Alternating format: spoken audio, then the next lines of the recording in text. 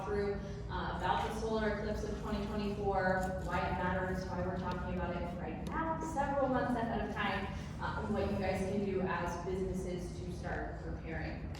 So moving through, again, just to kind of highlight, we're going to be focusing in on the solar eclipse, the facts and the durations for Morgan County, as well as key concerns and considerations, and a brief Q&A if you guys have any questions for us after the fact.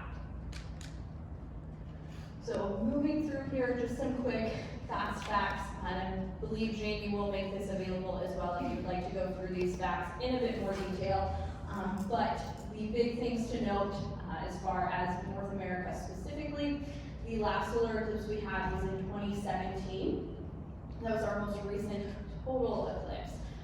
Future eclipses, we have a small, very small annular eclipse coming up October 14th of 2023. However, in Indiana, we will only see maybe 20% of that eclipse, so it is not something that we can compare what we're viewing during October's eclipse with what to expect for April of 2024's eclipse, just so we all don't make any assumptions. The next total eclipse is not going to be visible in Indiana until 2099. So that is the next time Indiana will have any sort of a total eclipse after 2024, which is part of the big drive of people attending the eclipse here in 2024. Within Morgan County, we'll see anywhere from 4 minutes and 1 second up to 4 minutes and 4 seconds of totality. So that is one of the longest viewing durations in Indiana. We actually have, I believe, the 4th longest viewing time. And this totality is expected to begin around 3:05 p.m. on April 8th of 2024. However, leading up to that, something to note here is that people looking at historical data from eclipses within other states, the things that they saw specifically during their eclipse of 2017, visitors for the solar eclipse actually started coming in on the Friday before. So we had those states had visitors coming in Friday, Saturday, and Sunday, leading up to the eclipse on Monday, with a secondary large influx of people coming in Monday morning. So that is, as far as visitors go, what we're looking for businesses within Morgan County. You can start to expect an increase from Friday that will last up into Monday. And then right after the eclipse is done, everybody more than likely is going to be heading out. Now, if we look at this, you can see the path of the solar eclipse in Indiana for April 8th. It's going to start in the southwest corner and move its way northeast, extending from Evansville, Terre Haute, Indianapolis, Fort Wayne. Now, to kind of dive in to the impact and why this matters for Morgan County specifically, a few big considerations that we want to make sure you guys are all aware of. First and foremost, this is, for some people, a once-in-a-lifetime event, or the first opportunity that they have to view this eclipse, or an eclipse like it.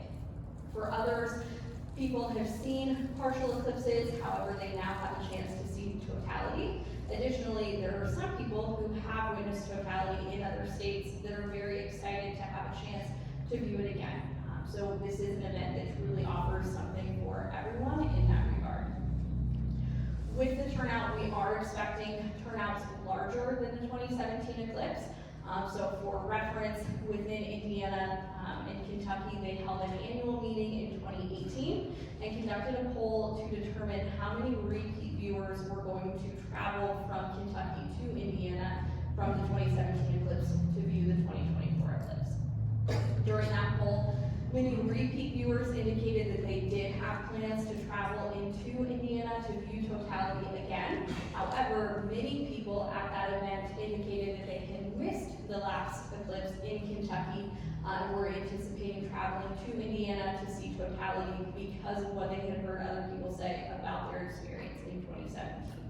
I do think that this appears somewhere else in the slides, but while I'm thinking about it, to kind of give you guys a scale of the amount of people that we are anticipating, we spoke with several EMAs throughout other states that experienced totality back in 2017. The most comparable place was Hawkinsville, Kentucky. So Hopkinsville, Kentucky has about 30,000 residents in their city in a normal day. They're also located right off of I-69. They indicated that they had 120,000 viewers over the weekend from Friday to Monday that trickled in. However, they also had a very large number of viewers that they could not account for on that Monday. So at least 120,000 visitors were what they saw. That is something that we can, based on the comparables between the two cities, we can anticipate that for the city of Martinsville. So as far as some tourism insights go, it is very important to note that neighboring counties have already nearly sold out of hotels for the Eclipse weekend. Additionally, state parks have already sold out of their hotels throughout the Eclipse path. So any state park that resides somewhere near the Eclipse path, they do not have any hotel rooms available at this time. They have not opened their campgrounds at this moment.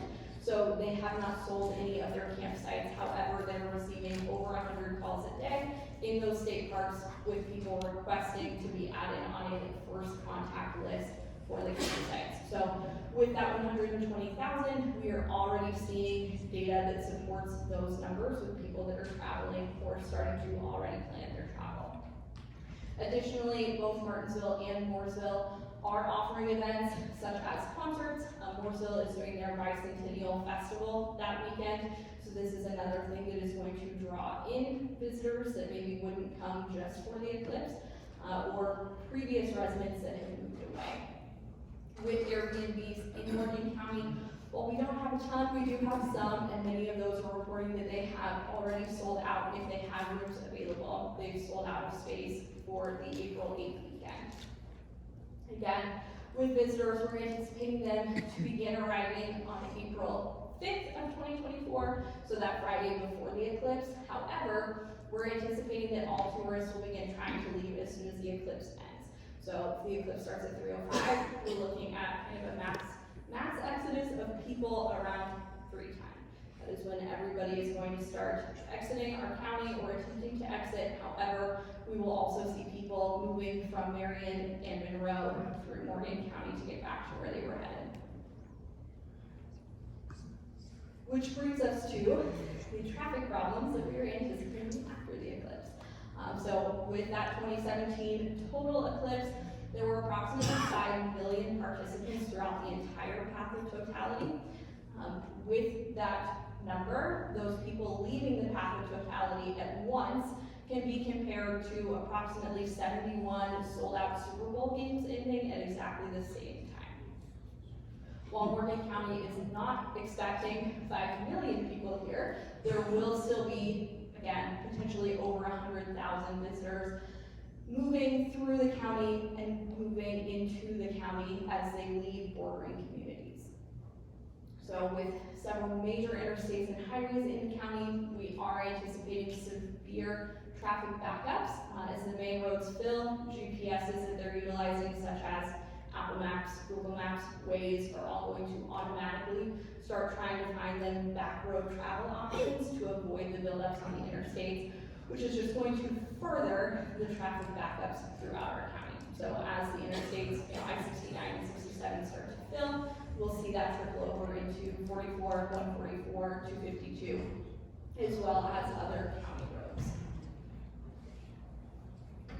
Moving through traffic, school districts within Morgan County have announced that April 8th will be an e-learning day. A big reason for this is the anticipated traffic. So one of the concerns that the schools had specifically was schools that let out at 2:30, 3 o'clock. We can't have buses moving during an eclipse. However, we also can't have children stuck on buses for 5, 6, 7 hours without being able to contact their parents, have access to food, restrooms, things of that nature. So again, the decision to do an e-learning day throughout Morgan County was made. With this, to kind of dive a little bit deeper into travel times, looking at Casper, Wyoming to Denver, Colorado, that is usually a 4-hour drive. After the eclipse of 2017, it took over 10 hours to make that journey. An EMA in North Carolina reports that their county was gridlocked for over 6 hours after this ended. Louisville, Kentucky to Indianapolis. We had DNR officers that traveled from Indianapolis down to Louisville. It took them about 3 hours to make the trip down. It took them over 6.5 hours to get back home to Indianapolis.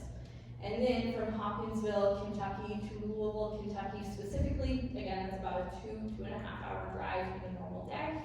After the solar eclipse, it was taking them 6 to 8 hours to get back to Louisville. Does anyone have any traffic questions before I move on? Because I don't want to move too quick through anything. Okay, so going forward, how can we start to prepare within Morgan County?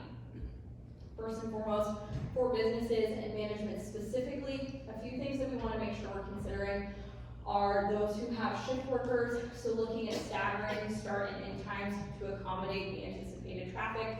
If you know that typically you have shift changes happening at 3 or after, we're going to have a really hard time getting those evening shift employees to the job sites. So we're wanting to look at either bringing them in earlier or extending day shift hours, whatever makes the most sense for you guys. But it is something to start planning, talking about, and getting ready for sooner rather than later. Additionally, if you are a business that is open during daytime hours only, it is highly encouraged to consider closing at either 1 or 2 p.m. instead of 3 or 4 p.m. so that these employees can safely get home. If you would like to keep a few employees present and keep your businesses open until the solar eclipse starts, that is an option. We would just recommend not keeping the entire working staff on site. Now, with the after hours events, if you would like to have some sort of viewing event at your business specifically, we would recommend using a small crew to stay at work to hand out or sell, things like eclipse glasses, sunscreen, waters, and keeping those parking lots open for viewing if that is something you would like to consider. Additionally, considering if we could implement remote work days, and part of the impact that we want to make sure we're anticipating is the potential for disruption to things like your internet, cell service, and any other forms of communication. In 2017, one of the big things that they saw were solar flares happening during the solar eclipse. I know for the military processing place in Indianapolis, they had their internet go down, completely wiped out for the rest of the day. We all had to go back the next morning. So there is potential that we do not have things like internet on our computers, and that is something to consider when we're looking at how we want to approach a working day on April 8th. Additionally, if you would not like people to be utilizing your parking spaces or any sort of open grass areas that you may have near your businesses, we would ask that you put signs up to indicate that. Additionally, considering any other security measures that you could implement if you want to prevent people from utilizing your spaces. These open grass areas, we definitely want to make sure that we're considering. There are going to be people moving into the city and into the county that are not familiar with our locations. They're just going to be looking for a place to park that looks like it's going to have good view to the sky. So if you do not want people there, again, signage or having people there to indicate that is going to be very important. Additionally, we would ask and highly encourage you, both from a business standpoint as well as a personal standpoint, to stock up on things that you need. If you are a retail business that sells things, but we want to look at getting extra product. Same for places like grocery stores, pharmacies, but also just personal things that you may need through the weekend. There is going to be, again, a very large influx of visitors and people passing through the county. They may not be stopping here to view the solar eclipse, but they will be traveling through here at some point to get back home. So things such as groceries, over-the-counter medications, gas, diesel fuel, these are all supplies that are going to be utilized and purchased. So we want to make sure, especially for our county residents, that you guys have what you need ahead of time so that you don't find yourself scrambling to get it. Because again, if Morgan County is running out of those supplies, so are other nearby counties, we can't quite anticipate when we're going to get all of that restocked. So we want to make sure that you guys are taken care of before all of this begins. A few resources if you are considering holding a solar eclipse event is to go out on Labor Day at approximately 3:05 in the location that you're wanting to hold your event. This is a good indicator of what the eclipse availability or visibility is going to be at that location. So again, on Labor Day at 3:05 p.m., step out, look at the space you're considering holding an event. If you can see the sun well, you're probably in a good spot. If not, we would want to consider finding another option. Additionally, you can visit this website. It is timeanddate.com/eclipse for your planned location, and it will give you a good idea of where you will be able to see or what you will be able to see from your location as well if you cannot get outside at 3 p.m. on Labor Day. Additionally, a few resources to consider would be the chambers as well as Visit Morgan County. These are great resources to learn about the planned events that are already in motion, or to promote your event or any kind of rental space that you are considering. Additionally, in Morrisville 200 is a good resource for those who are interested in learning more about partnering for the Morrisville Bicentennial or Eclipse groups that are happening up north if that is closer to your area. One big thing that we want to make sure you guys are considering if you are holding Eclipse events or looking at handing out Eclipse glasses is to make sure that we are very aware of the counterfeit Eclipse viewing glasses. So this is something that is going to happen anytime there's an opportunity to make money. Unfortunately, we see some fraudulent products being posted out in the world. So when you are looking to make these purchases, please ensure that they are INSGC certified to help prevent eye damage. I believe, Jamie, you guys also have the link from the scientists who spoke a few months ago with a direct website if you guys would like that up on the chamber website. So reviewing some of the lessons learned from past counties that we've spoken to within the 2017 solar eclipse. For restaurants, especially restaurants that typically have seated options available, it was highly encouraged from other counties to look at grab-and-go options instead of providing sit-down spaces. So one of the big things that was reflected on was that with the amount of visitors coming in, they did not have the capacity to appropriately feed or sit down the people that were coming into these restaurants. So those who had grab-and-go options were much more successful. They saw a better return with their product sales.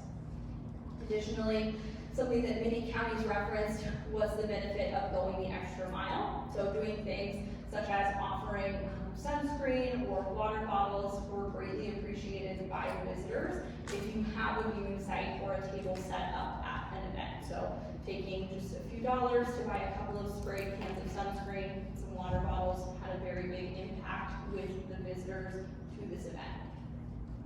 With local coordination, we ask that you guys please share with us, as well as public safety within the county or in your specific response areas, what your plans are, if you're holding an event or if you have something going on, so that we can be prepared and have that in the back of our minds.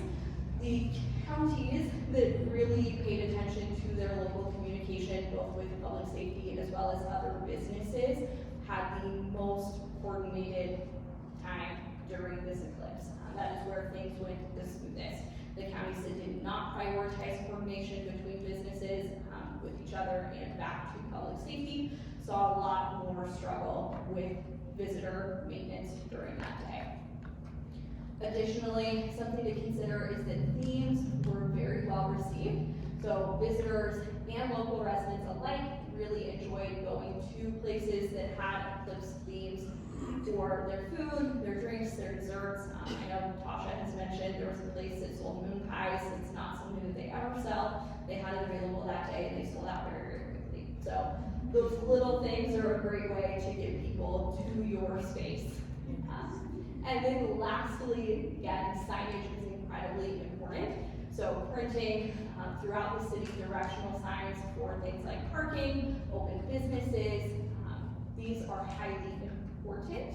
They were very appreciated and beneficial. Again, a lot of the people that are coming in here have no idea what Martinsville is like, where to go, where to find parking, where to find restaurants. So anything that we can do to help get them to those locations is going to help keep traffic moving, especially in the days leading up to the eclipse. However, additionally, if you do not want people parking in certain spots, if you don't want them in certain areas, having signage that indicates that is a big benefit. To kind of wrap everything up, Morgan County EMA does have a solar eclipse notification group.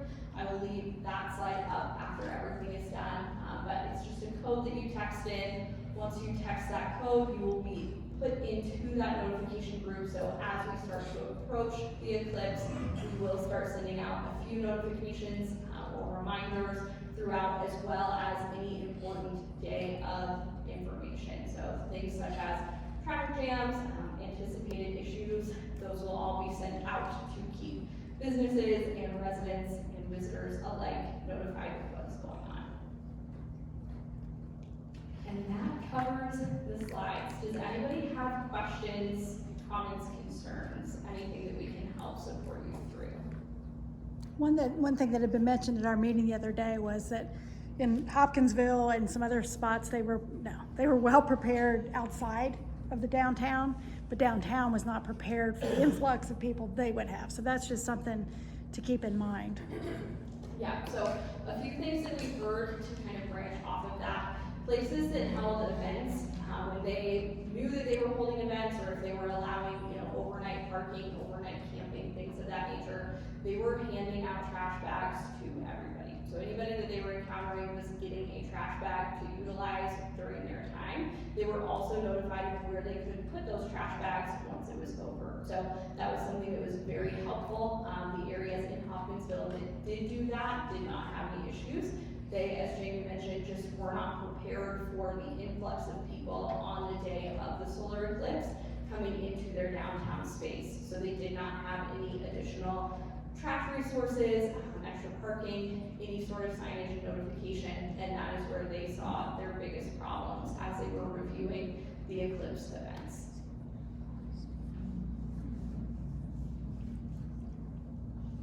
I have a question, but it's really more of a legal thing. But much like when the race is going on in Speedway and people park and they charge in their yards, then also I've actually heard of people in our county who might consider opening up a 100-acre field and allow camping overnight, but they're not going to do it for free. They want to charge. So do our government entities, whether it's county or municipal, will they have? I mean, can people just do that, or do they have to get? I think the county and the cities need to let us know if they have to have some kind of licensing, like they do for garage sales or something like that.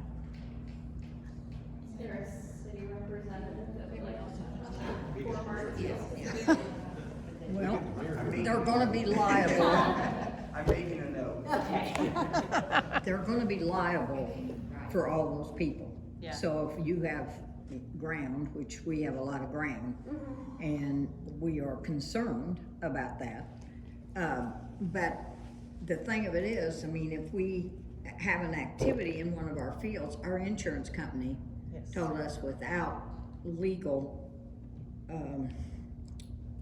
grants or something to do that, we're gonna be liable for anything. And that's the biggest concern that we have, but also for the stores downtown, your employees, I mean, we just said it'll be like a Christmas day. So our employees will have food in our store for the employees, because we don't know when those people that work for us are gonna be able to go back home. Sure. So and you're not gonna be able to get in a grocery store within probably 2 days of the event. So there's a lot of things that I think people need to be informed of, because you tell them something and they just laugh because they can't believe that it's gonna happen. Sure. And so the people in our community will really be upset when that happens. And so maybe there's some way, maybe the new reporter, the new correspondent paper, you know, can help too, and the radio station. Yeah, so there are a lot of agencies, both media and government alike, that as we continue to approach this eclipse, we will put out more information, you know, specifically in regards to questions like you guys have posed. But that are, you know, things that take time for us to compile and to get pushed out. However, you know, as we are able, information in those regards will be coming out. Abby, just to kind of tag on to what Ann was talking about, Martinsville will be using our RAVE system. The text program you just saw will be used extensively. There's going to be a public service radio station that EMA is doing.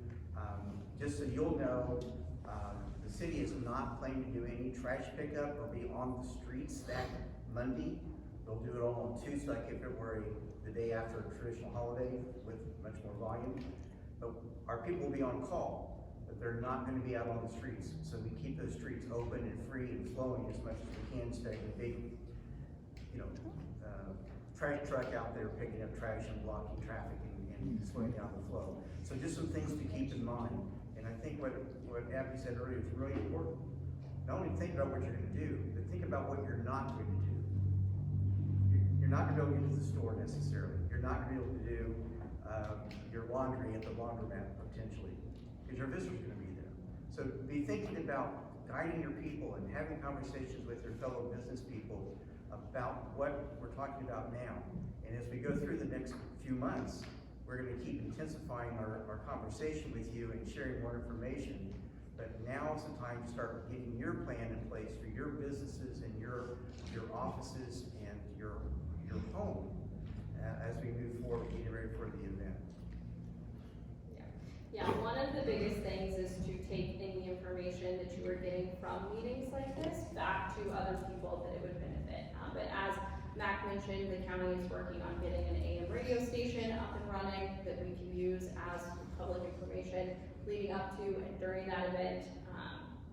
Martinsville has a lot of great options. Porch Time has graciously allowed us some spots to come in and speak with them to get information out to county residents about what to anticipate and how to best prepare for these events. So we are exploring all avenues. Of course, if you guys have other means of communication that you would either like to utilize yourself or send our way for us to look into utilizing, we would be happy to do so. I know this is part of Morrisville's bicentennial, they're working the Eclipse in it up there, but locally, is there a group that's working on it here in Martinsville? That's meeting regularly and? We're meeting with the county on a regular basis on their monthly meetings and working on our strategy. We also have our department heads involved with what we call a special event disaster team. We've had conversation, we're putting those plans together and we get closer to the roll those out. And at our last fair board meeting, we had already had some, out-of-town people call about renting, camper spots out there. We're in the middle of revising, we have now appointed a committee in our, revising some of our policies out there. We will, I think the plans are to, have mapped out, parking lot spaces of a certain size that we'll rent out as well, so. Wonderful.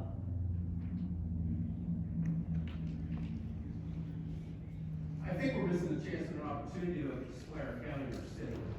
In an era where we're going to be hurting and needing people to move in and grow, this could be a chance where we can display our city in a positive way. As new people move in, they're not all going to stay, but at least they're going to get to know us a little bit better if we all work together. And I don't know if there's a group putting on anything.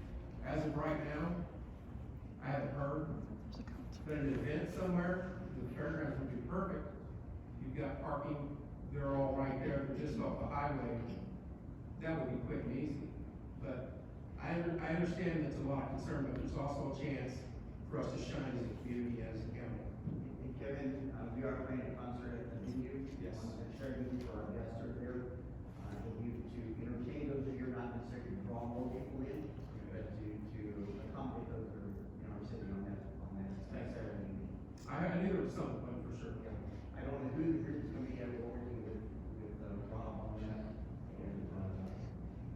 our way, and so they have to be. Thank you. Is there any other question?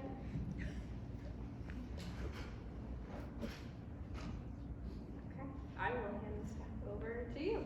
Thank you guys very much.